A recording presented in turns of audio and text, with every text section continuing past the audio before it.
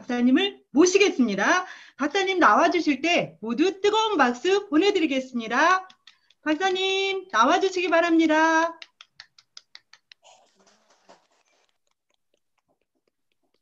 어디 계신가요? 안녕하세요. 예, 안녕하세요. 안녕하세요. 여기 앉았는데 전 세계 열기를 느끼는 것 같아요. 자, 애토미가 무슨 뜻입니까? 애토미가 무슨 뜻입니까? 저는 이렇게 이야기를 하고 싶죠. 애토미 하면 원자력의 아름다움. 애토미는 원자력의 아름다움. 원자력이 인류에 공헌하는 것. 우리가 삶을 이렇게 정의를 합니다. 삶이라는 것은 시간과 공간을 부여받는 거라 그래요. 시간과 공간을 부여받는 게 삶이라고 이렇게 정의를 합니다. 자, 이 시간에 이 공간과 이 시간을 누가 여러분에게 제공을 했습니까? 누가 이 시간과 이 공간을 여러분에게 제공을 했어요? 한국 원자력 연구소가 제공을 했습니다. 원자력 연구소가 있었기에 여러분을 이렇게 만날 기회가 생겼고 여러분과 이 시간과 이 공간을 공유하는 시간을 우리가 마련한 겁니다. 그래서 여러분에게 앞으로 원자력을 많이 사랑해달라는 부탁을 제가 먼저 드리겠습니다. 자, 오늘은 이제 제가 지금까지 세상을 살아온 이야기를 여러분 좀 함께 좀 하고 싶어서 여기를 나왔습니다. 자, 인간의 생존법이 무엇이겠습니까? 동물은 살아남기 위해서 생존을 위해서 진화를 했어요. 인간은 살아남기 위해서 진화를 하지 않고 학문을 택했어요. 학문을 통해서 동물의 어떤 왕자가 됐어요. 이 학문, 그것이 인간의 생존법입니다. 자, 오랑우탄하고 인간하고 DNA 차이가 딱 1%밖에 차이가 나잖아요. 근데 동물과 인간이 뭐가 다르냐? 딱 제가 세 가지를 이야기를 하고 싶어서. 첫째는 인간은 시간 개념을 가지고 있어요. 인간은 유일하게 인위적으로 잠을 깨요. 동물은 절대 인위적으로 잠을 깨는 법이 없어요. 인간은 알람을 켜놓고 필요한 시간에 일어나서 활동을 해요. 인간의 가장 큰 특징 중에 하나가 인위적으로 잠을 깨는 동물이에요. 그리고 문자를 사용하고 숫자를 사용하는 존재입니다. 그래서 시간과 문자와 숫자가 현대 문명을 이끌어왔어요. 그 현대 문명을 이끌어온 가장 중요한 단어가 뭔지 아세요, 여러분? 왜? Why라는 거예요. 인간은 끊임없이 왜라고 질문을 해봤어요. 그것이 인간을 여기까지 끌고 온 원동력이 됐습니다. 우리가 세상을 살면서 왜지? 왜 내가 살고 있지? 내가 왜 외톨이를 가지고 있지? 내가 왜 일을 하지? 하는 끊임없이 왜가 여러분을 끌고 가요. 제가 최근에 어느 잡지사에 글을 써주면서 이런 생각을 했습니다. 인간이라는 게 도대체 뭐냐? 인간과 동물이 다른 게 뭐냐? 인간의 가장 큰 특징은 똑바로 두 발로 걸어가는 유일한 동물이에요. 그래서 인간은 땅보다도 하늘을 더 많이 쳐다보고 살아요. 그래서 하늘에서 꿈을 꾸는 존재가 인간입니다. 자, 여러분이 아침에 일어나서 아침을 어떻게 맞으세요? 저는 언제나 새벽에 운동을 하면서 아침을 이렇게 맞아요. 오늘 이 하루 내 생에 가장 젊은 날이야 하고 아침을 맞아요. 그래서 그 아침을 언제나 내게 설레임을 주고 희망을 주고 시작이라는 즐거움을 저한테 줘요. 시작. 여러분이 아침에 일어나서 맨 먼저 하는 게 뭡니까? 세수를 하고 칫솔질을 해요. 이제 동물이 하지 않고 인간만이 하는 것이 첫째는 씻을 줄 알아요. 동물 세수하는 동물 못 보셨죠, 여러분? 또 인간은 아까 말씀대로 인위적으로 잠을 깨요. 그래서 시간을 관리를 해요. 또 인간이 하는 짓이 참 많아요. 보니까 일정한 시간을 해서 운동을 해요. 동물이 운동하는 걸 제가 못 봤어요. 인간은 일정한 시간을 할애해서 운동을 해요. 또 인간은 다이어트를 해요. 음식을 조절하고. 그리고 인간은 남자는 이발사로 가고 여성들은 미장원으로 가요. 몸을 시장하는 또 동물이에요, 인간은. 그리고 유일하게 옷을 입는 동물이 인간이에요. 그 옷이 얼마나 다양해요. 인간은 그렇게 많은 다양성을 가지고 있는 동물이에요. 그래서 여러분 다 각자가 개인이에요. 그렇지만 인간은 단수이지만 복수의 삶을 살려고 그래요. 복수의 삶. 여러분 한번 돌이켜보세요. 저는 어머니로서 삶이 있을 거, 혹은 아버지로서 삶이 있을 거, 애터미를 하는 직업인으로서 삶이 있을 거고, 또 그 많은 여러 가지 활동을 하고 세상을 살아요. 그것이 인간의 특징입니다. 인간의 다양성. 그래서 인간은 단수이지만 복수의 삶을 살아.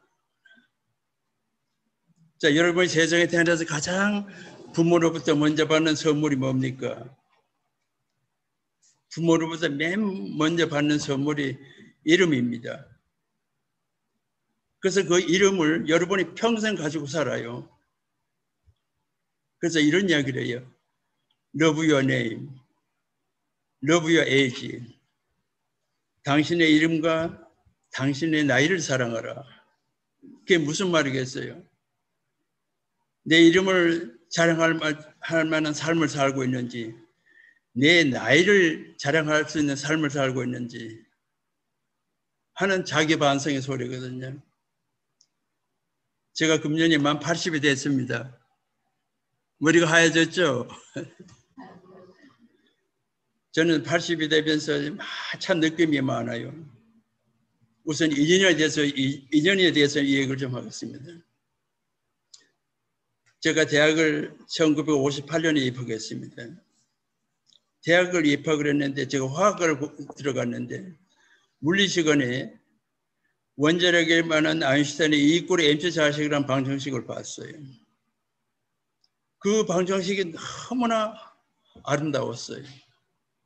그 방정식에 빛의 속도가 들어가요. 왜 이 방정식에 빛의 속도가 들어갔지? 하는데 의문이 생겼어요. 빛의 속도는 우주에서 가장 중요한 상수라 그럽니다. 그걸 보면서 느낀 것은 우주가 참 신비하다고 생각을 했었어요. 그리고 제가 화학 공부를 잊어버렸어요. 근데 19년 후에 제가 미국에 있을 때 정부에서 재미 과학자 100명을 초청을 했었어요. 와서 서울에 와서 강의를 하는데 제가 불소화학을 공부한 사람입니다. 불소화학은 원자력하고 핵무기를 만드는 데 아주 필수한 화합물이에요. 그래서 정부에서 개국을 했으면 좋겠다는 제안을 받고 딱 20년 만에 한국을 개국을 했습니다. 10년 만에 개국을 했어요. 20년 만에 개국을 했습니다. 1969년에 유학을 가가지고 79년에 이제 귀국을 했었어요. 그러면서 10년 전에 공부를 하면서 그 신비했던 과학 방정식을 다시 만난 겁니다. 그래서 저는 원자력과 만남이 내 삶의 숙명이라고 이렇게 생각을 했어요. 근데 최근에 또 하나 놀란 것이 제가 이제 그 전이 여러분이 아시죠? 전이 산속의 어떤 공장으로 제가 사무실을 옮겼어요. 그래서 그 공장을 가다 보니까 옛날에 콜마 그 간판이 보이더라고요. 거기가 바로 내가 처음에 콜마에서 이 기업을 만들 때 시작했던 곳이었어요. 테이프 카팅을 했던 그 장소였어요. 그래서 제가 깜짝 놀랐어요. 내가 또 여기를 왔네. 2004년에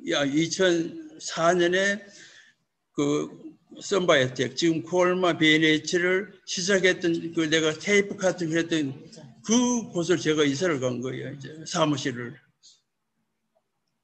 그래서 내가 그 콜마를 보고 지나면서 참 이상하다. 내가 전에 거기를 갈 거라고는 상상도 하지 않는데 최근에 그쪽으로 제 사무실로 옮겼어요. 그런 인연. 그래서 저는 이런 인연도 하늘의 뜻이라는 그런 생각을 했습니다. 하늘의 뜻이다. 정말 이상한 생각. 그래서 그 사무실, 제 사무실까지 딱 3km예요. 그래서 그 앞으로 가끔 지나면서 그 간판을 보면서 참 묘한 생각. 인연이라는 게 하늘의 뜻이라는 생각을 자꾸 하게 되는 거예요. 자, 제가 이제 원자력 연구소 소장을 1999년에 소장이 이제 임명이 되어 있었습니다. 그래서 그 다음에 제가 연구소 기업을 만들려고 시도를 했었어요. 그것을 개발했던 사람들이 별로 창업을 생각이 별로 없었어요. 그래서 내가 이것을 창업을 해야겠다. 해서 신청을 했어요. 근데 저희들은 이제 정부 출연 연구기관이기 때문에 이사에서 허락을 해주지 않으면 할 수가 없어요. 그래서 제가 연구소에서 5억을 마련해가지고 콜마 윤동환 회장을 만났어요. 우리가 기술을 줄 테니까 당신이 5억 내고 내가 5억 내서 10억으로 회사를 만들자. 그래서 연구소 이사에 이제 붙였어요. 근데 정부에서 온 이사들이 다 반대를 한 거예요. 왜냐하면 두 가지 이유예요. 첫째는 연구원들이 연구는 할 것이지 무슨 회사를 만들어도 돈을 벌려고 하느냐 하는 게 첫째 이유였고, 두 번째는 전례가 없었어요. 대한민국 연구소 기업이라는 게 없었으니까. 그래서 안 된다는 거예요. 그래서 굉장히 어려웠어요. 내가 윤동환 사장하고는 이미 약속을 했고, 근데 정부에서는 안 된다고 하니까 어떻게 할 방법은. 그래서 저는 민간 이사들을 다 설득을 해서 민간 이사들은 다 오케이. 한번 해보자 했는데 정부에서 끝내 반대를 하는 거예요. 그 시간이 무려 3년이 지났어요. 근데 가장 제가 어려웠던 것은 우리 연구소 간부들이 다 반대를 했었어요. 왜냐하면 정부에서 반대하는 일을 내가 억지로 했다가 정부로부터 미움을 받으면 예산을 받을 수가 없는 거예요. 그 제일 제가 힘들었던 것이 연구소 우리 간부들의 반대를 했던 거예요. 결국 이제 자존심 싸움으로 건졌는데, 그러다가 이제 원자력 연구소 소장 임기가 3년입니다. 3년 임기가 지났어요. 근데 이제 연구소에 그 소장을 재임하는 경우가 거의 없어요.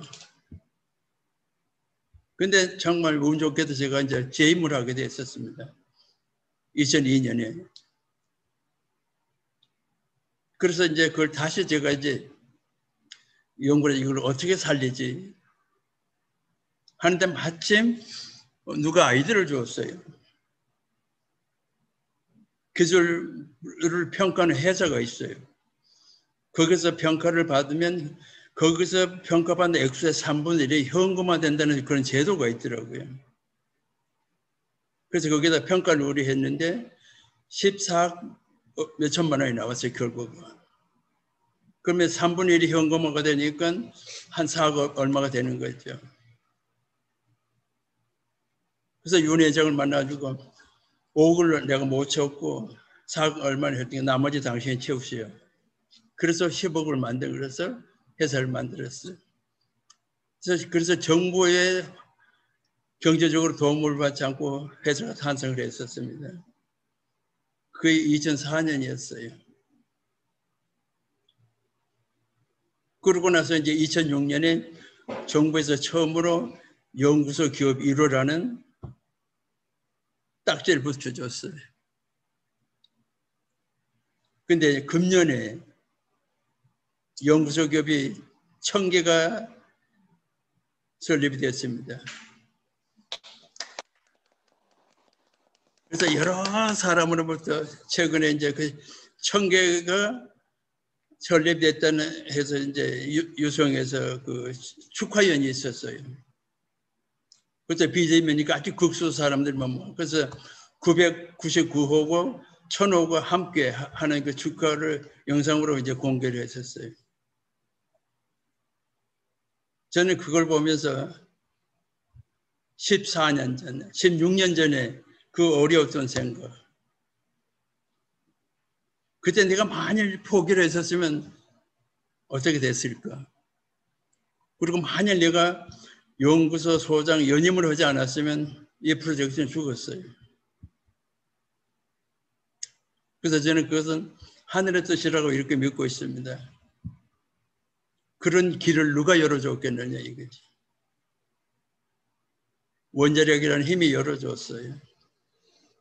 원자력. 그래서 저는 이제 참 2005년에 6년의 임기를 마치고 은퇴를 하면서 정말 많은 축하를 받고 은퇴를 했습니다. 그런데 이제 최근에 전의를 가면서 제가 그래 제3의 인생을 다시 시작했다 이렇게 생각을 합니다. 저희 집에서 전의 사무실까지 딱 51km예요.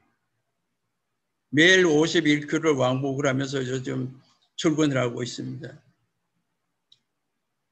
내 머리는 이렇게 하얗지만은 이 마음은 아직도 젊은이로 살아가고 있어. 내가 스스로 한 번도 내가 은퇴했다라고 생각을 해본 일이 없어요.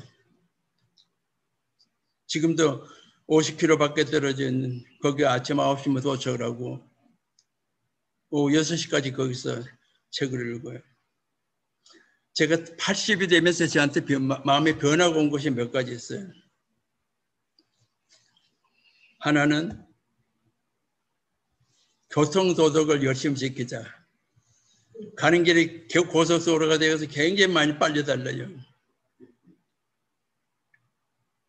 이제 절대로 속도 위반하지 않고 천천히 규정대로 달려자고 마음을 작성을 했어요. 그러니까 그렇게 편해요. 다녀보니까. 그리고 가장 큰 변화는 하루하루가 그렇게 소중해요. 제가 젊었을 때 느낀 건 너무 다른 거야.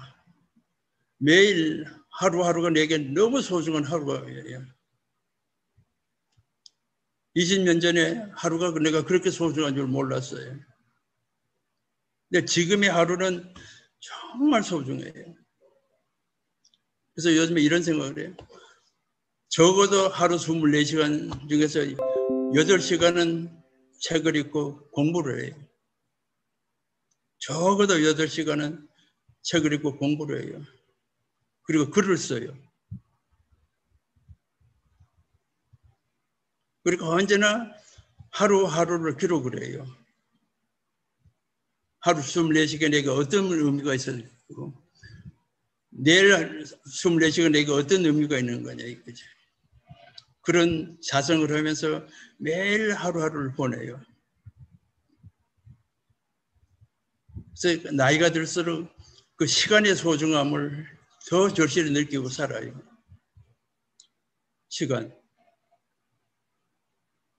시간이 얼마나 중요한 거예요. 만약 시간이 없으면 여러분이 존재하지 않았어요.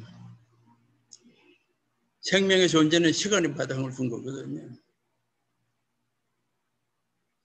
제가 이제 시간의 메시지를 왜 시간이 중요한 이야기를 제가 좀 하고 넘어가겠습니다. 고전 역학과 현대 물리학이 이제 그 과학의 큰 부류인데요. 1888년을 고전 역학의 탄생한 날이라 그래. 그날에 뉴턴이 만유 인력 그리고 그 F=A AM이라고 하는 그 가속도 법칙을 발표한 날이었어요. 그 1905년에는 아인슈타인이 상승성 이론을 발표했었어요. 그것이 현대 물리학의 꽃이었어요. 자, 아인슈타인의 시간의 상승성 이론이 어떤 의미가 있느냐 이거죠. 이건 정말 중요한 의미. 20세기가 들어오면서 과학계에서 그래서 이제 과학자들 할 일이 없다고 그랬었어요. 그래서 이제 물리학하는 사람들은 집에 가서 애나 보라고 그랬었어요. 근데 1905년에 아인슈타인이 상승성 이론을 발표하고 양자역 거기에 탄생을 하면서 세상이 완전히 바뀌기 시작했어요. 그 두 이론이 오늘 여러분이 이 전 세계가 이 시간을 공유할 수 있는 그런 기회를 만들어준 거거든요.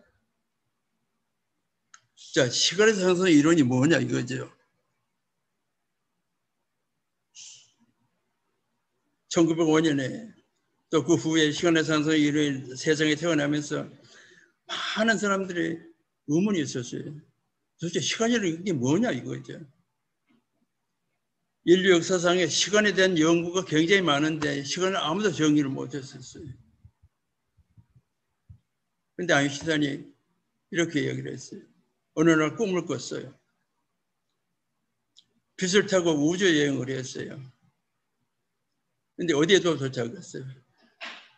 종착역에 자기 등 뒤에 도착을 했어요. 그 위대한 과학자는 뭔가 이렇게 비전이 있는 거예요. 꿈이 있어요. 앞을 똑바로 달려간 빛이 어떻게 내 등 뒤에 돌아왔느냐 이거지. 아, 우주가 참 신기한 거구나. 빛이 내 뒤에 돌아왔다는 뜻은 우주가 유한하다는 뜻이에요. 우주가 유한해. 우리에게 숫자가 많죠. 세상 사람들이 다 느끼는 게 이 거대한 우주를 보면서 우주가 유한한가 뭐하는가 하는 의문이 굉장히 많았었어요. 아, 우주가 유한한 거로구나. 그리고 와서 보니까 자기는 별로 늙지 않고 왔는데 지구상에 있는 딸이 자기보다 더 늙었어요. 지구상에 수백 년이 흘러갔어요. 왜 시간이 이거 흐름이 다르지? 뉴턴 역학에서는 모든 사람 시간이 똑같이 흐른다고 이야기를 했던 거예요. 근데 현대 물리학이 아니요. 모든 사람의 시간이 다 흐르게 흘러요. 여러분에게 똑같이 미래가 와요. 근데 그 시간이 여러분에게 똑같이 분배가 되지 않아요. 모든 사람에게 시간 흐름이 다 달라요. 그 아인슈타인이 주는 메시지가 뭐냐? 빨리 움직이는 물질은 시간이 천천히 흘러요. 빨리 움직이는 물질은. 실제적으로 시계를 2개 만들어가지고 하나는 지상에 두고 하나는 인공위성에 태워서 날려보내면은 인공위성에 있는 시간이 천천히 흘러요. 그 실험적으로 증명이 돼요. 자, 빨리 움직이는 물체는 시간이 천천히 흐른다는 메시지가 여러분에게 어떤 의미가 있어요? 열심히 사는 사람은 시간이 천천히 흘러요. 열심히 사는 사람은 오히려 긴 삶을 산다는 뜻입니다. 자, 예를 들어 볼게요. 아침에 늦잠 실컷 자고 아침 10시에 일어났어요. 그리고 아침 먹고 우물우물 하다가 저녁에 그냥 일찍 잤어요. 하루가 금방 지나가요. 여러분의 기억에 남지도 않아요, 그날은. 근데 저는 새벽 4시 반이면 일어나요. 그리고 밤 11시쯤 잠들어요. 하루 종일 책과 씨름하고 하루 종일 글 쓰고 그러고 살아요. 그러니까 하루가 굉장히 길어요. 그래서 열심히 사는 사람에게는 시간이 천천히 흘러요. 그것이 아인슈타인의 상승 이론이 주는, 여러분에게 주는 메시지예요.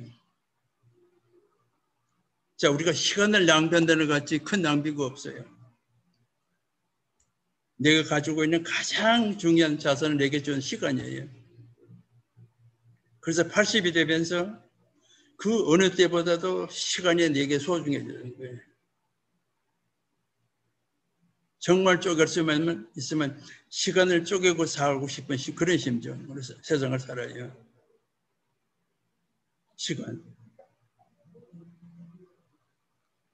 그래서 인간은 시간 관리를 할 줄 알아야 돼. 내게 주어진 24시간 어떻게 쓸 거냐. 그리고 24시간 적어도 2시간은 제 체력 단련을 위해서 써요. 열심히 운동을 해요. 내가 건강해야 되는 이유는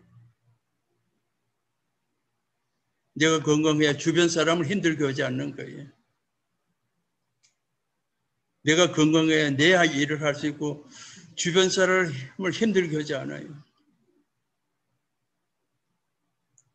그래서 건강은 자신이 어떻게 관련에 따라서 다르다고 봐요.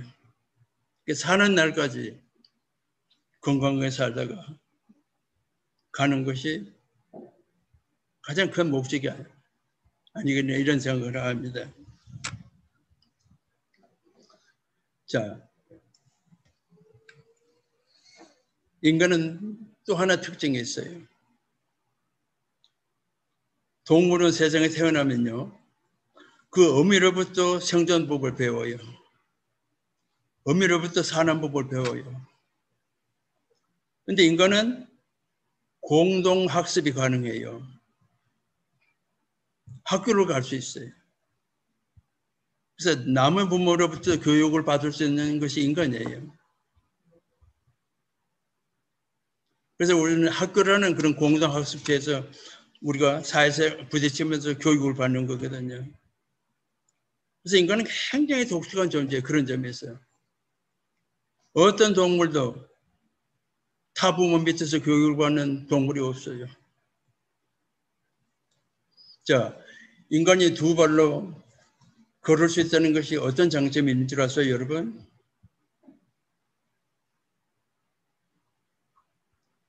여러분이 만일 이렇게 네 발로 한번 걸어보세요. 머리가 굉장히 무거워서 에너지를 굉장히 많이 소비를 해요. 그래서 머리를 우리 어깨에 받쳤기 때문에 에너지 소비가 굉장히 적어요.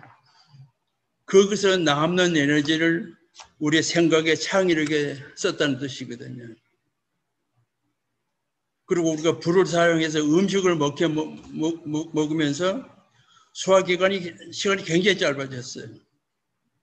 그래서 남는 에너지를 창의력에 상력에 쓰면서 살아왔어요. 그래서 인간은 한마디로 생각하는 동물입니다. 한마디로 왜라는 질문을 던지는 유일한 동물이에요. 저는 지금도요. 요즘도 요즘 세미나 열심히 가는데 세미나 가서 질문하지 안 오고 나오는 날이 거의 없어요. 꼭 물어요. 의문이 많아요. 언제나 왜라는 의문을 머리에 달고 살았어요. 제가 어린 시절을 조그만 섬에서 자랐습니다. 섬에서 자라면서 가장 좋았을 때가 언제인지 아세요? 태풍이 막 섬을 쓸어가는 그 태풍이 그렇게 좋았어요. 왜 그랬을 것 같아요? 그 섬을 탈출하고 싶었어요. 그래서 세상에 나와서 살고 싶었어요. 그 중학교를 이제 육지로 왔어요. 중학교 와서 처음으로 전기불을 봤어요. 처음으로 2층 집을 봤어요. 내 클래스 친구가 자기 집을 와서 갔더니 집이 2층이더라고요. 정말 신기한 것도 있다고 생각을 했어요. 그것이 불과 70년 전 이야기입니다. 그 섬을 이렇게 탈출하고 싶었어요. 그리고 초등학교를 다니면서 여러분 아시죠? 피타고라스 정리를 배웠어요. 피타고라스 정리가 너무 신기했어요. 와, 이런 것도 있구나. 그러면서 제가 결심을 했어요. 수학자가 돼야지.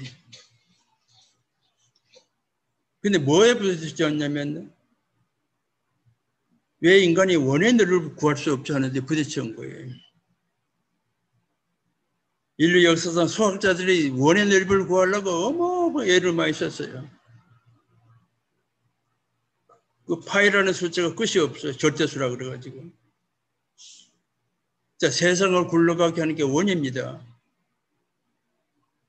그런데 불행하게도 인간이 원의 둘레를 구할 수 없어요. 원의 넓이를 구할 수가 없는 거예요. 아, 그것은 10만이 구할 수 있는 것이 원의 넓이라는 생각을 해요. 그러면서 놀란 것이 인간의 유한한 삶을 살면서 무한을 논해요. 무한을 논해요. 인간은 깨끗해야 70, 80년 살아요. 그때 무한의 시간을 논하고 살아요. 현대 수학을 우리가 이렇게 정의를 합니다. 수학이라는 것은 수와 양과 공간을 연구하는 학문이라고 그러는데 수학을 이끌어온 학문이 무한이라는 직관 때문에 수학을 이끌어왔어요. 여러분이 잘 아는 미적분이라는 학문은 무한의 개념에서 시작된 거거든요. 현대과학을 이끌어온 가장 중요한 방식 중 하나가 미적분이었어요. 그래서 유한을 하는 삶을 사는 인간이 무한을 논한다는 건 이건 대단한 거였거든요. 그래서 수학과가 되자. 그때 생각으로는 수학자는 연필하고 종이만 있으면 하는 줄 알았어요. 그래서 고3 때 담임 선생님을 찾아갔어요. 선생님, 제가 수학과를 가겠습니다. 근데 선생님이 깜짝 놀라서 저를 쳐다보면서 가난한 사람은 수학을 하는 게 아니에요. 왜냐하면 고등학교 3년 다니면서 도시락을 가지고 학교 간 기억이 없어요. 그렇게 배고팠어요. 정말 배고팠어요. 여러분 배고픈 거 경험해 보신 분 있어요? 정말 배고픈 것이 뭔지. 우리가 고등학교 다닐 때 보면은 첫 시간이 끝나면 친구들이 도시락을 꺼내서 밥을 먹어요.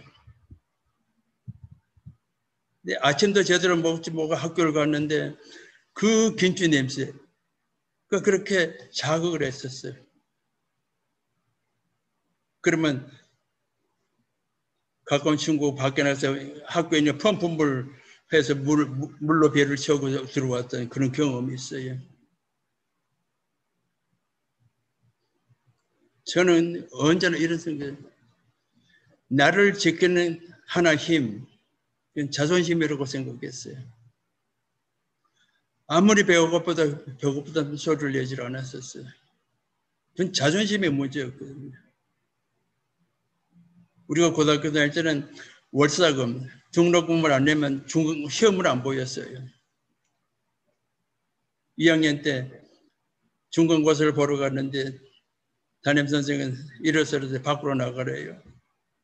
시험을 안 보이는 거예요. 그런 것이 굉장히 나를 오히려 붙들었어요. 이 가난이라는 게 두 가지 속성이 있어요. 하나는 인간을 저 나락으로 떨어뜨리는 속성이 있는 거면 또 하나는 그 인간을 그걸 딛고 일어서게 만드는 속성이 있어요. 인간은 선택의 동물입니다. 뭘 선택할 거냐?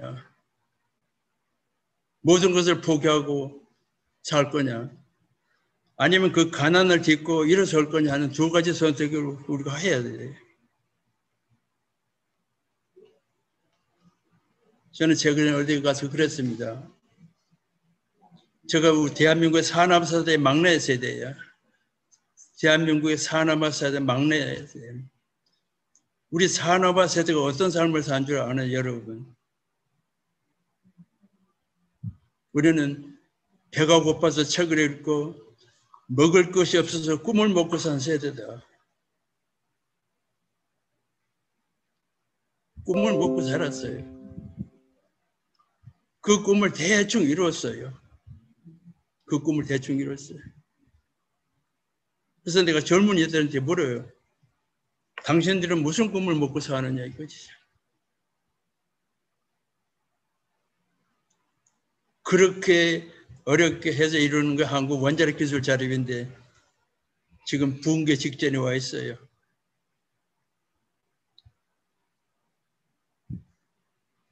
저는 애토미라는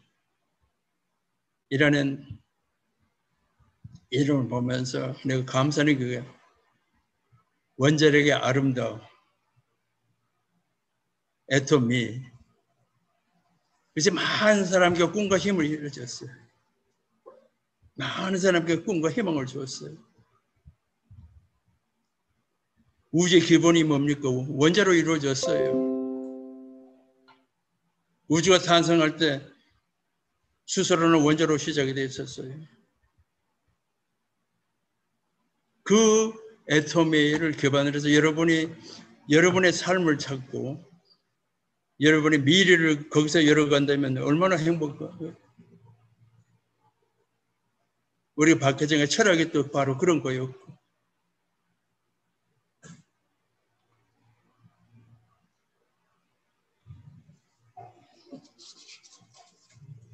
제가 요즘 세상을 살면서 많은 사람들 저한테 질문을 해요. 어떻게 거기에 사는 게 좋으냐. 저는 딱 두 가지만 해요. 책을 읽고 살자. 책을 읽으면 어떤 장점이 있는 줄 아세요? 입을 닫으니까 말이 적어져요.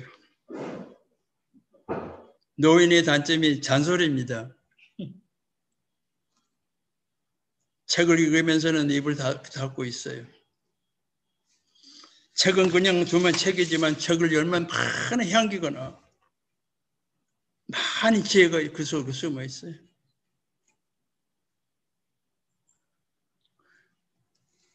제가 연구소 소장을 은퇴한 지가 딱 15년이 됐습니다. 15년 동안 책을 우리 돈으로 한 6천만 원어치 책을 샀어요.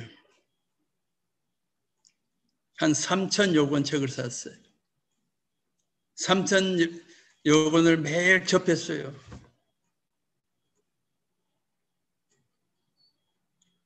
그래서 제게 딱 한 가지 기도가 있어요. 한 번도 제게 돈을 달라는, 헌금을 달라는 기도는 해본 일이 없어요. 딱 한 가지 기도. 내가 살아있는 동안 책을 읽을 수 있도록 시력을 보호해달라는 기도를 해요. 어떤 기도도 제가 해본 일이 없어요. 내 시력을 보호해달라는 기도를 해요. 그래서 하루 8시간 책을 읽어도 별로 눈이 아픈 걸 경험하지 않아요. 내가 가난한 학창 시절을 보면서 제가 배운 게 뭐냐면 참는 것을 배웠어요.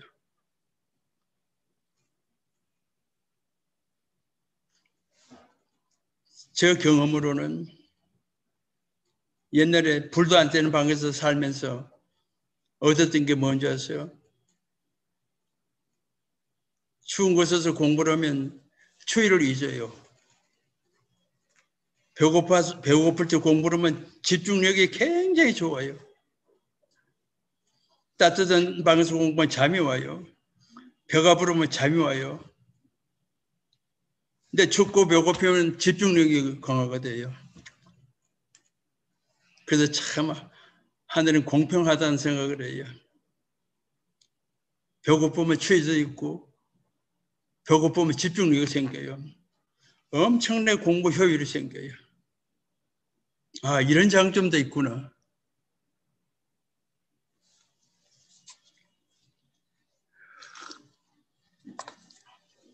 우리가 세상을 살면서 넘어지지 않는 사람 없어. 수없이 넘어져요. 수없이 넘어져요. 그렇지만 일어설 용기가 있느냐 없느냐는 각자의 선택이거든요. 우리에게는 선택의 자유와 선택의 권리가 있어요. 무엇을 선택할 거냐 이거지. 옳은 선택은 어디서 찾을 거냐? 책을 통해서 찾아야 돼요. 그래서 책이란 것은 삼독이라는 이야기가 있어요. 삼독이라는 뜻은 뭐냐면 책을 읽고 첫째는, 두 번째는 저자를 읽으라 그랬어요. 책을 통해서. 세 번째는 저절서 자기를 읽으라 그랬어요. 삼독. 책을 읽고 책을 쓴 저자를 읽고 자기를 읽으라. 보통 20대에는 책만 읽어요. 별로 비판이 없어요. 이제 나이가 들고 할수록 이제 저자에 관심도 있고 그 책을 통해서 자기를 발견하는 겁니다. 나는 어떤 사람인가? 나는 어떤 삶을 살고 있는가? 하는 그런 자기 반성을 우리가 책을 통해서 할 수 있는 거거든요. 그리고 글을 쓴다는 것은 정말 중요한 행위예요. 책을 읽을 때보다 글을 쓸 때 훨씬 더 집중력이 생겨요. 책은 그냥 이렇게 그냥 읽어가는데 원고 천사가 글을 쓸 때는 굉장히 신경을 써요. 정말 많은 집중을 하게 돼요. 그래서 우리가 집중을 하는 방법은 글을 쓰는 거라고 그래요. 그래서 저는 학생들한테 언제나 권하는 게 하나 있어요. 읽을 쓰라고 꼭 권해요. 국가가, 그 국가 역사가 있듯이 개인에게도 개인의 역사가 있어요. 그게 바로 읽기거든. 자, 읽어는 어떻게 쓸 거냐 이거죠. 몇 시에 일어나서 몇 시에 자고 하는 것은 별로 중요한 의미가 없어요. 그날 하루 삶을 통해서 느낀 거, 또 의문이 있었던 거, 의문을 풀었던 거, 이런 것을 그 나름대로 기록을 해보는 거예요. 그리고 일기장의 맨 끝에 꼭 한 줄 더 쓰라 그래요. 내가 내일은 무엇을 할 것인가를 꼭 쓰라 그래요. 그냥 오늘 위해서 몇 시에 잠들었다고 끝나는 게 아니고 내가 내일 어떤 삶을 살 거냐 하는 그런 장을 꼭 한마디 쓰라고 해요. 그러면 그 다음날 일글 쓰면서 어제 이거 나하고 약속을 한 건데 이 약속을 내가 지키지 않았네.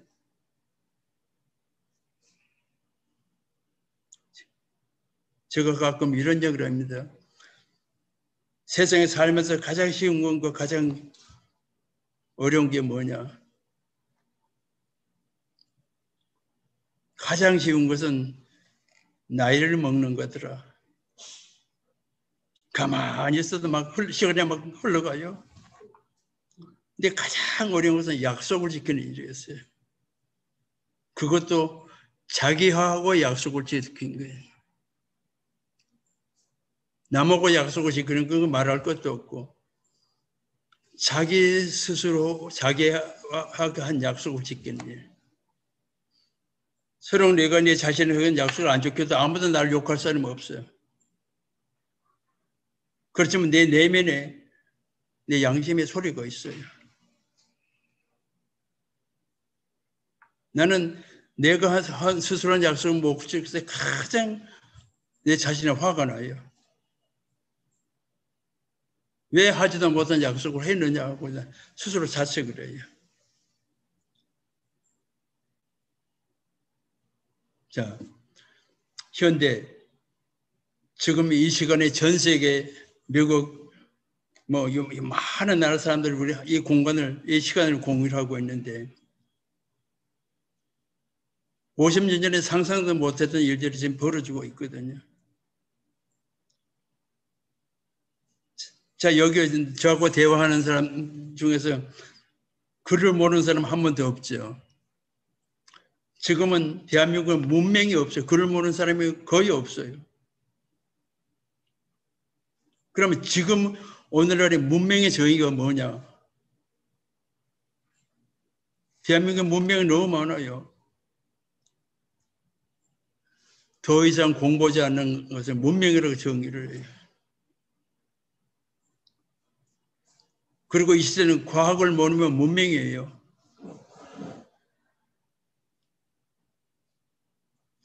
과학 문화가 세계를 이끌고 가는 시대에 과학을 모르면 문맹이 되는 거예요. 그러니까 주변에 우리가 알아야 될 게, 보고 느껴야 될 게 얼마나 많아요. 그래서 우리가 생각을 집중하는 것, 창의력을 집중하는 가장 중요한 게 뭐겠느냐? 글을 쓰고 책을 읽고 글을 쓰는 행위예요. 그게 집중할 수 있는 거예요. 여러분이 햇볕을 렌즈를 가져오면 불이 붙죠. 초점이 맞으면 불이 붙어요. 태양빛을 가지고. 그러니까 우리가 생각을 집중하면 불꽃이 튀어요. 그러니까 고민하고 생각을 집중했을 때 하면 불꽃이 튀어요. 그래서 언제나 우리가 왜 플러스 집중.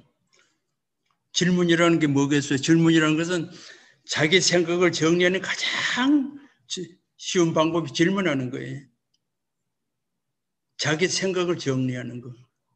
그리고 자기의 뜻을 전하는 방법이 질문이에요. 질문을 딱 하면 저 사람이 어떤 생각을 하고 있는 것을 금방 알죠. 자기의 뜻을 전하는 방법이 질문이에요. 그래서 그래요. 세상에는 바보 같은 대답은 있어도 바보 같은 질문은 없다 그랬어요. 바보 같은 대답은 있어도 바보 같은 질문은 없다 그랬어요. 그 끊임없이 내가 누구인가, 내가 무엇을 아는가 하는 끊임없이 그런 질문. 나는 어떤 방법으로 세상을 살아가는 거니 끊임없이 질문. 그것이 아마 여러분을 끌고 오는 원동력이에요. 저는 애도미 미팅을 가면서 가끔 이런 생각을 해요. 참 열기가 있어요. 가보면은. 애도미는 식구들은 참 서로 도와주는 그런 힘이 있다는 걸 내가 느껴요. 볼 때마다. 많은 다른 사회는 가보면 서로 헐뜯고 서로 위에 올라가려고 아우성인데 애도미 식구들은 보면 정말 서로 도와주는 그런 분위기를 많이 느껴요. 그러니까 우리가 남하고 협조하고 남하고 함께 도와주고 산다는 것은 굉장히 아름다운 삶이거든요. 그런 마음을 갖는 것이 아마 애터미의 창업 정신일 거고 또 연구소 기업을 만들면서도 그런 마음으로 만들었다고 생각을 해요. 제가 연구소 기업을 만들면서 그 김치봉 사장한테도 언제나 부탁한 거 있어요. 어떤 일이 있어도 값을 올리지 마십시오. 어떤 일이 있어도 품질을 보증하십시오. 이것은 국민의 세금으로 이런 연구 결과거든요. 그래서 국민에게 돌려줄 책임이 있어요, 우리에게는. 그래서 그걸 기반으로 해서 우리가 함께 행복한 삶을 사는 거예요. 그런 취지로 그 회사를 만들었고 그런 취지로 여기까지 끌어왔다고 전 생각을 하는 사람이거든요. 자, 제가 이제 여러분 여기 뭐 남녀 많은 분들이 이제 뭐 함께 하고 계시는 것 같아요. 제가 명품 가방에 대해서 가끔 이야기를 합니다. 명품 가방이라는 게 뭐냐? 그 안에 책을 꼭 한 권씩 넣고 다니라고 부탁을 해요. 책을. 내가 가끔 그런 버릇이 있어요. 여성들 만나면 그 가방에 책 있냐고 제가 가끔 그런 질문을 해요. 자, 무리한 시간에 가만히 앉아있을 때 책이 있으면 얼마나 편해요. 거기다가 필기 도구까지 있으면 더 명품 가방이에요. 이게 언제나 기록할 준비를 해야 돼. 내 경험으로 뭘 기록을 할 일이 있는데 내 필기 도구가 없는 게 내 몸에. 그래서 언제나 필기할 준비를 하고 다니는 건 굉장히 일상생활에 도움이 돼요. 그래서 언제나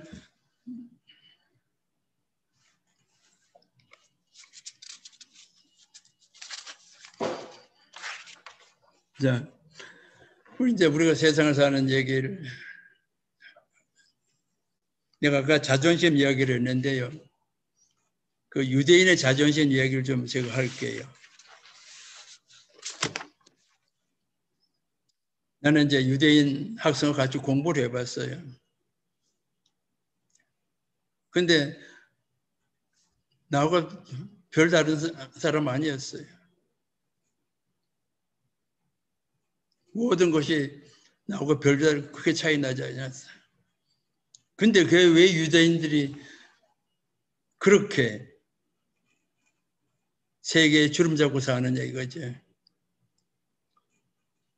유대인들에서 느끼는 거. 유대인의 비전에서 10개가 있어요. 거기 처음에 나오는 게 뭐냐면 우리는 하나님과 약속을 했단 말이 나와요. 하나님과 약속을 했다는 얘기예요. 그 두 번째 10개가 뭐냐면은 약속이 생명보다 중요하다 이런 얘기를 해요. 약속이 생명보다 중요하다 이런 얘기를 해요.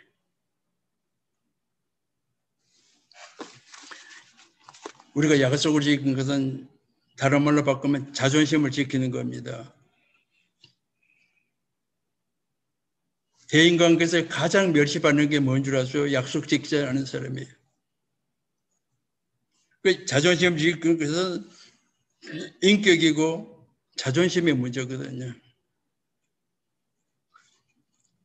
자, 유대인들이 2000년 동안 떠돌아다니면서 2차 대전 때 600만이 학살을 당했어요.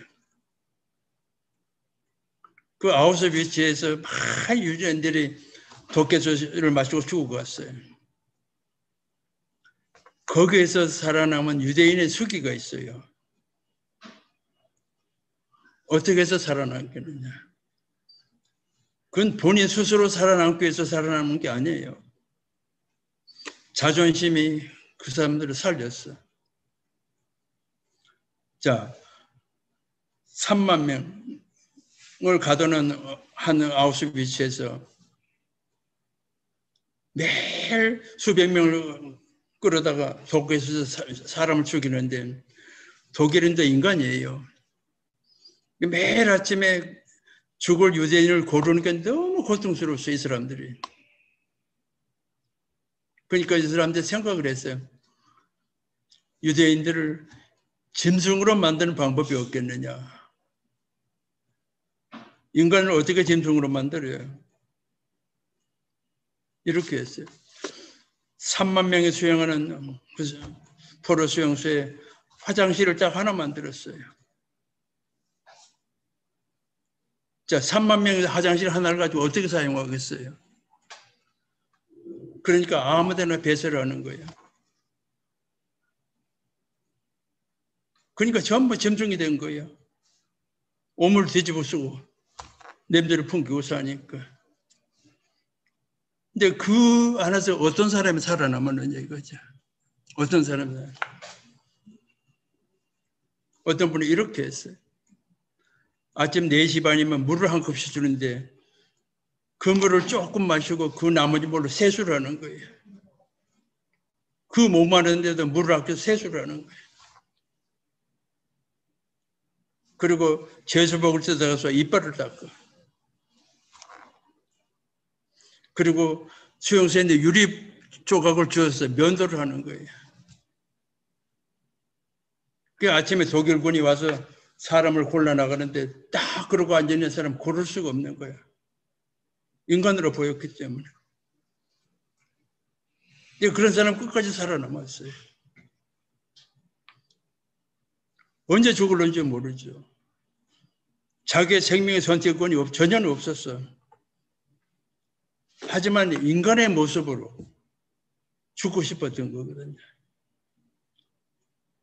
그러니까 독일군이 와서 그 사람을 못 보고.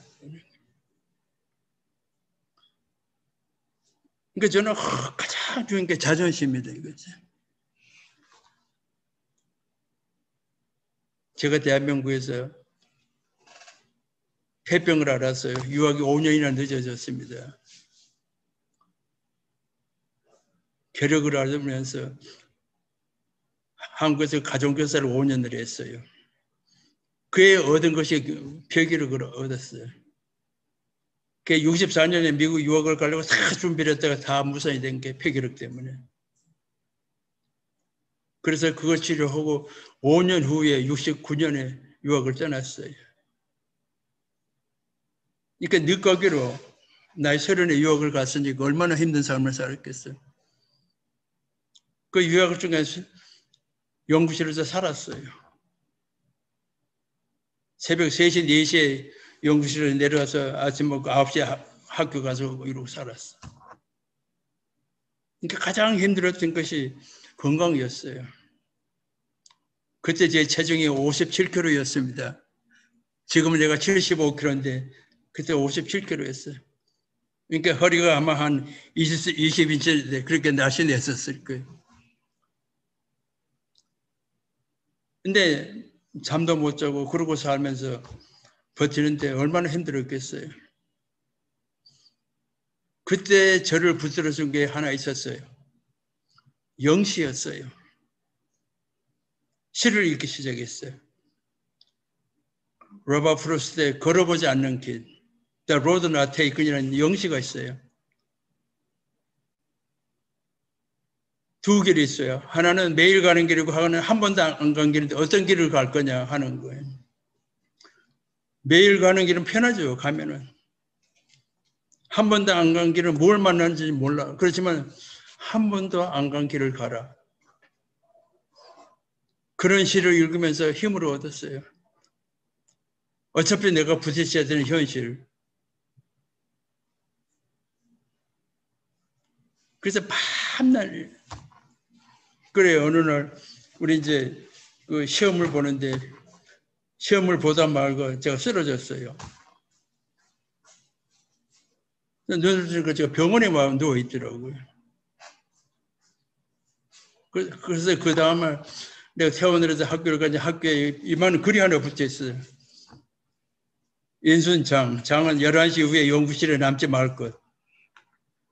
11시에 연구실, 밤 11시에 연구실에 못 넣게 금지를 해서 우리 지도 교수.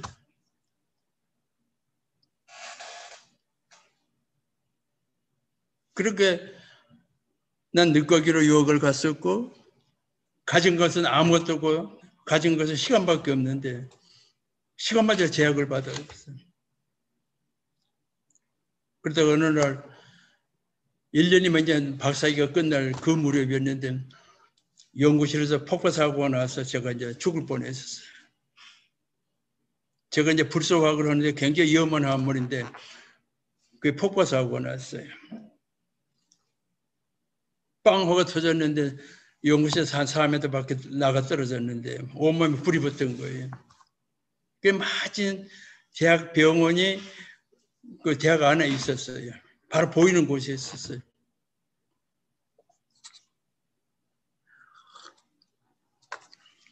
거기 가서 이제 그 내가 만일 밤에 실험을 했었으면 아마 죽었을 거예요. 근데 마침 낮이었기 때문에 방에 있는 친구들도 그때 이제 병원에서 살았는데 피부 이식을 2번을 했어요. 팔하고 이 손톱을. 근데 내가 놀란 것이 그 아픈 피부 이식으로 그 아픈 치료를 받는데 단 한 번도 아프다 소리를 하지 않았어요. 의사가 나를 보고 그랬어요. 아프면 소리 지르래. 내가 아픈 소리 한마디도 안 했어요. 왜 안 했겠어요? 이 노랑둥이가 백인 의사 앞에서 엄살 떤다는 게 싫었어요. 어차피 당할 고통인데 참자, 즐기자. 의사, 간호사가 막 즐거버려요. 너같이 독한 사람 세상에 처음 봤어요. 나중에 그 사람들이 나를 대하는 태도가 달라지더라고요. 거긴 딱 두 가지가 있었어요. 이유가. 7남매를 키우는 어머니가 한국에 계셨어요. 어머니의 유일한 희망은 내가 성공하고 돌아오는 길이었어요. 저희들이 1960년대는요, 미시간 대에서 영어 시험을 보는데 5불이었어요. 5불을 문교부에서 승인하지 않으면 한국은행에서 5불을 안 바꿔줬어요. 그렇게 달러가 힘들 때였었어요. 그때 유학을 보낼 때 정부에서 딱 100불을 바꿔줬어요. 100불을. 근데 100불이 없었어요. 저희 어머니가 유학을 떠나기 전에 일주일에 100불을 어디서 빌려서 갖다 주시더라고요.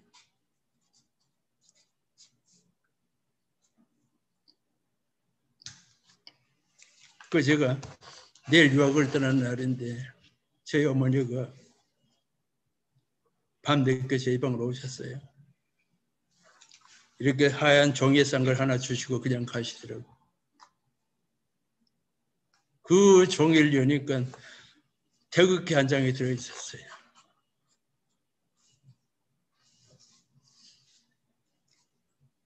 저는 너무 충격을 받았어요. 어머니가 주신 그 마지막에 태극기를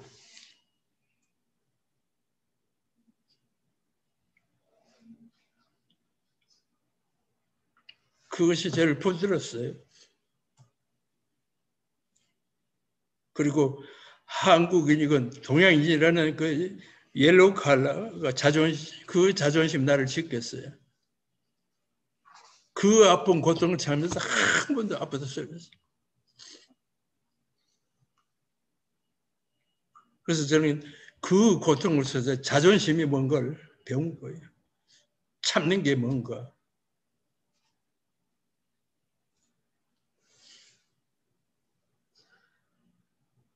내가 지금까지 삶을 살면서 가장 후회되는 게 딱 한 가지 있어요. 내 어머니를 한 번도 가슴에 안아본 기억이 없어요. 단 한 번도.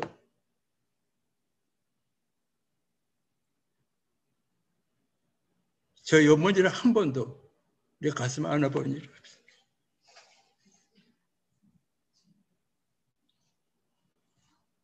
여러분 부모님 살아계시면 자주 안아드리세요. 그건 돈이 아니고 마음이거든요. 그건 사랑이고. 그래서 어떤 시인이 어머니를 이렇게 정의를 했어요. 어머니란 내 삶의 정원에 핀 장미꽃이라 그랬어요. 내 삶의 정원에 핀 향기 나는 장미꽃이라 이렇게 했어요. 또 어떤 시인은 어머니를 이렇게 표현했어요. 어머니는 눈물로 진주를 만든다 그랬어요. 눈물로 진주를 만드는 것이 어머니의 모습이에요. 그래서 어떤 분은 그랬죠. 하나님이 안 계시는 곳에 어머니를 보냈다고 그랬었어요.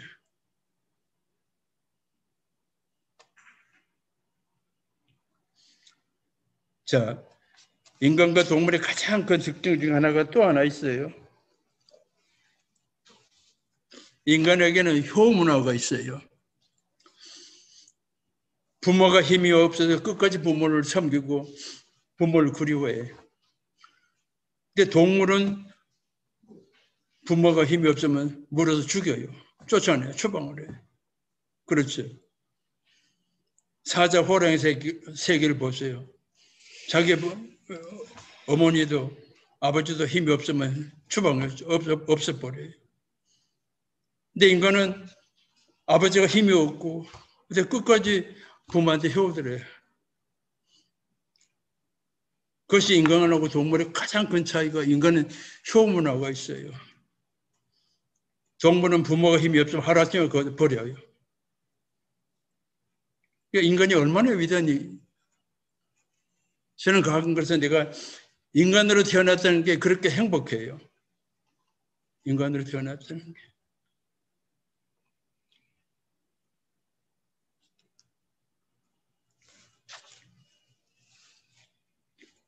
그래서 우리가 이제 세상을 살면서 제가 이제 최근에 어떤 어려움을 겪은 일이 있었는데 저는 저희 부모한테 감사하는 게 있어요. 그 가난 중에 7남매를 그리면서도 정말 자식들을 정직하게 길렀어요. 정말 정직한 삶을 살도록 자식들을 교육을 시켰어요. 아무리 배고파도 남한테 탐하지 않았었어요. 내가 유학 가서 이 얘기 하나 할 거야. 옛날에 한국에 바나나가 얼마나 비쌌습니까? 유학을 가가지고 거리소리를 가는데 바나나가 이렇게 쌓여 있더라고요. 근데 그 바나나가 한 번째 79년이에요. 48센트인가 뭐 이렇게 써 있었어요. 그래서 나는 그때 그 바나나 하나가 48센트인 줄 알았어요. 그러면 한 덩치면 한 10개, 20개니까 몇 불짜리가 되는 거 아니에요. 그래서 지금 비싸서 먹으면 안 되는 걸 줄 안 먹었어요. 그래 한참 지났는데 어떤 백인 여자가 와서 바나나를 사는데 그 한 덩치를 사는데 1불 주고 사더라고요. 그래서 내가 깜짝 놀라서 물었어요. 저 바나나 값이 얼마니까 그 전부가 48센트래요.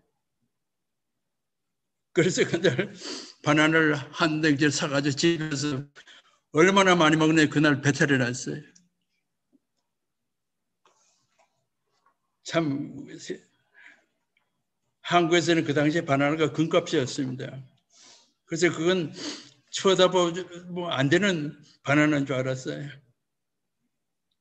그때 후에 참 그래서 바나나 많이 먹고 살았습니다.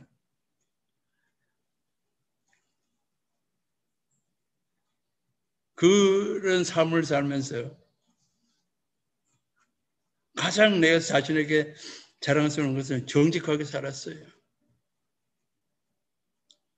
남에게 타보지 않았어요. 그리고 제가 여유만 있으면 가난한 이웃을 도우려고 애를 썼었어요. 제가 연구소 생활, 특히 소장을 하면서는 많은 작은 돈이지만 많은 사람에게 이렇게 후원을 해주고 살았었어요. 그래서 우리가 남을 돕는다고 하는 것은 결국 자기가 행복해지는 방법이거든요. 도움을 받는 사람보다 도움을 주는 사람이 훨씬 더 행복해요. 그래서 영어를 보면 언제나 give and take거든요. 먼저 주라 그랬어요. 먼저 주는 행위. 그 얼마나 아름다운 행위겠어요. 먼저 주는 거. 그것은 마음을 연다는 뜻이거든요. 먼저 준다는 뜻은 마음을 연다는 뜻입니다. 우리가 세상을 살면서 주변에 있는 사람이 얼마나 우리가 마음을 열고 주변을 대하느냐 이거죠. 저희 원자력 연구소는 1년에 수천억을 쓰는 연구소예요. 수천억을 쓰는 연구소예요. 저는 한 번 믿는 연구원한테는 처음부터 끝까지 절대 간섭 안 해요. 모든 거 다 오픈해줘요. 그러니까 저 열심히 해요. 그러니까 인간관계에 가장 중요한 것이 서로 신뢰하는 거거든요. 서로 믿고 모든 거 다 맡기는 거. 그것이 가장 중요한 거예요.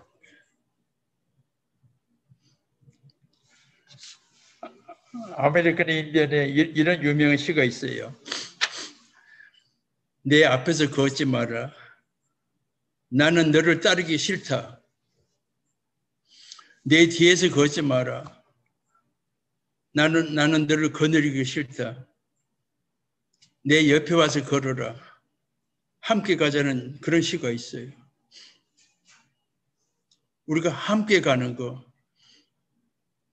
마음을 다 열고 함께 가는 거, 그게 얼마나 아름다운 사회겠어요. 저는 애토미를 보면서 그런 걸 많이 느껴요. 애토미는 정말 서로 끌어주고 당겨주고 하는 그런 기업이 아닌 거는 그런 생각을 할 때가 참 많아요. 그것이 아마 애토미를 이렇게 키운 하나의 힘이 되지 않았을까 하는 그런 생각을 합니다.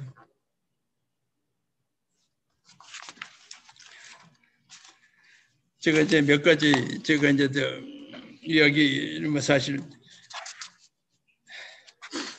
제가 이제 많은 나라를 다니면서 느끼는 것들 이제 몇 가지만 더 이야기로 이제 시간이 11시 1시간 10분 벌써 그렇게 됐어요? 제가 옛날에 그 책 얘기를 제가 한번 했었죠. 난 지금도 그 책을 많이 사람한테 소개를 하는 게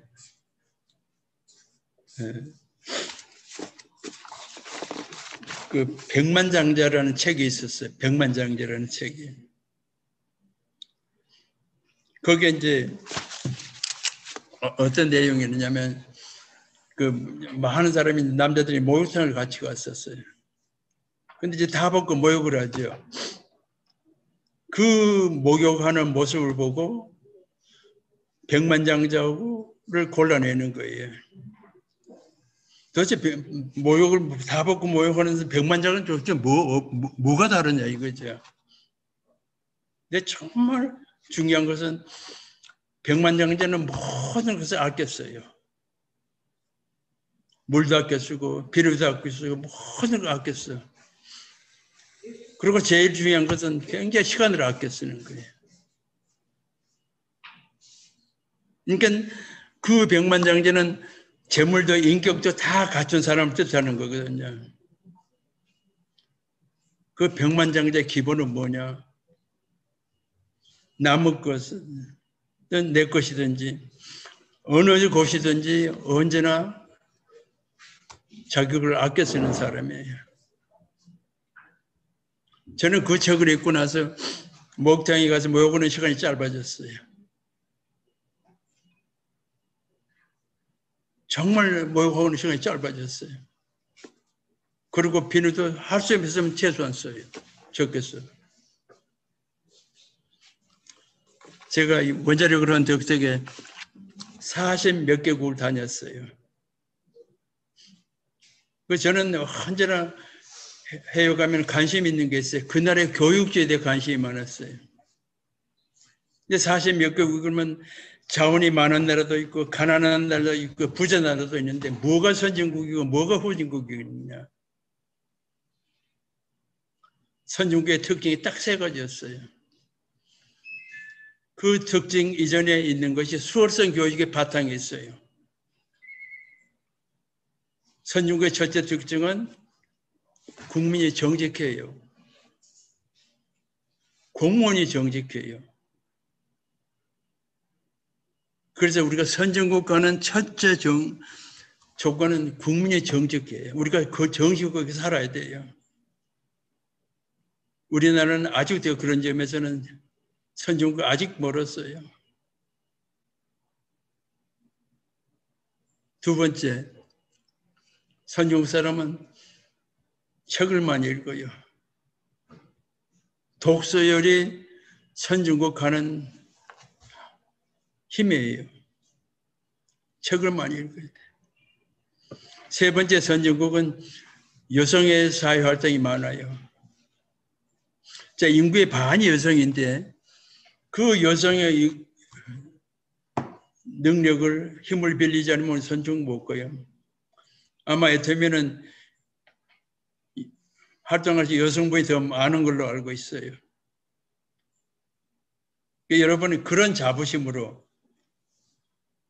애터미인으로서 살아가는 것도 참 좋을 거라는 생각이 들어요. 우리가 사회에 공헌하고 사회 활동한다는 것은 굉장히 중요한 일이거든요. 정말 사회인으로서 아까 그랬죠. 난 단순이지만 복수의 삶을 살겠다. 다양한 삶을 살아야 돼. 다양한 삶을 살아야 돼. 그리고 매사에 관심을 가지고 있어야 되고 또 할 수 있으면 나보다 약한 사람을 도와주는 거. 그래서 언제나 그런 이야기를 하죠. 자, 진시황하고 진시황을 위해서 약초를 켜러 다니는 사람 누가 더 오래 살았어요? 진시황을 위해서 약초를 켜러 다니는 사람이 더 오래 살았어요. 또 재밌는 것은 매일 아침 우유를 배달해서 먹는 사람보다는 우유를 배달하는 소년이 더 건강해요. 얼마나 세상에 공평해요. 우리가 부족한 거 없는 것 탓하는 것은 바보가는 짓이거든요. 자존심 있는 사람은 없는 것을 결코 탓하지 않아요. 아까 그 애터미 그 영상을 보니까 애터미 보니까 맨 처음에 영혼을 소중히 여긴다는 그런 이야기가 나오더라고요. 영혼을 소중히 여기는 기업. 그런데 얼마나 아름다운 정신이지. 그것은 남을 사랑하는 거거든요. 남을 사랑하는 거. 그래서 세상을 살아가는 힘이 뭐냐? 남을 사랑하는 힘으로 살아간다 그랬어요. 남을 사랑하는 힘으로. 그런 사랑 힘으로 우리가 세상을 살면 거울에 있는 당신은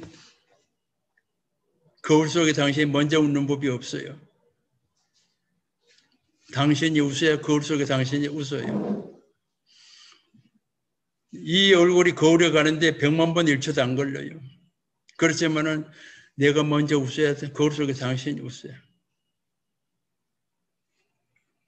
그래서 마음을 여는 삶아. 그러면 세상이 참 편해질 거라는 생각이 들어요. 제가 마지막 부탁은 내게 가진 가장 중요한 자산이 시간이라고 생각하면 세상이 다 풀려요. 시간이 내게 가지고 있는 가장 중요한 자산이야. 그러면 세상이 다 풀려. 그리고 언제나 책 한 권 꼭 들고 다니십시오. 가방 속에 책 하나. 윈스턴 처칠이 정말 내가 존경하는 정치인 중에 한 사람 윈스턴 처칠인데 2차 대전 때 독일에서 계속 런던에서 가서 포격을 하는데 그 전쟁 중에 국민을 향해서 책을 읽으라고 그랬어요. 책을 읽을 시간이 없으면 책을 만지고 쓰다듬기라도 하라고 그랬어요. 그래서 인도 사람들이, 영국 사람들이 얼마나 자부심이 가냐면 셰익스피어고 인도를 바꾸지 않는다 그랬어요. 거대한 인도 땅하고 셰익스피어 한 사람하고 바꾸지 않겠다 그랬어요. 그것이 우리 삶을 끌어가는 힘이 되어야 되는 거죠. 여러분, 오픈 마인드로 우리가 주위 사람과 언제나 함께하는 삶. 인간은 절대 혼자서 할 수 있는 존재가 아니거든요. 오늘 귀한 시간 여러분과 함께해서 반갑고 고마웠습니다.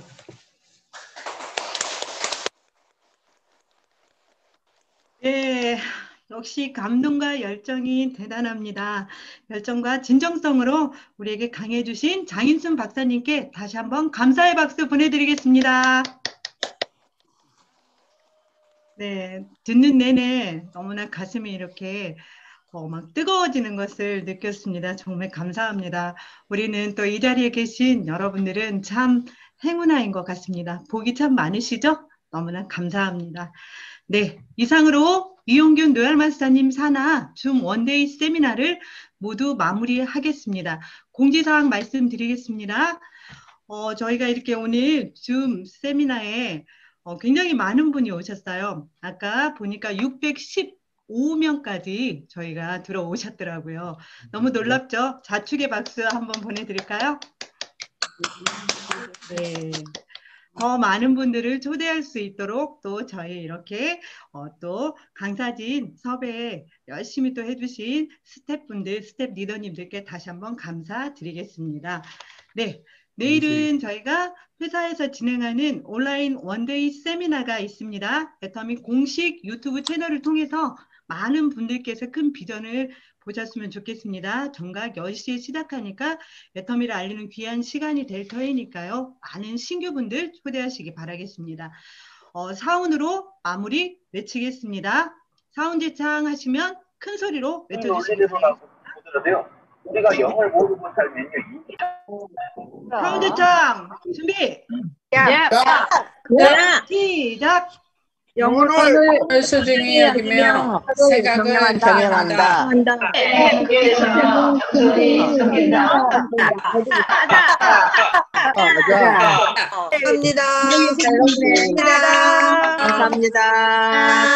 감사합니다. 감사합니다. 많은 이야기 나누시면 될 것 같아요. 감사합니다.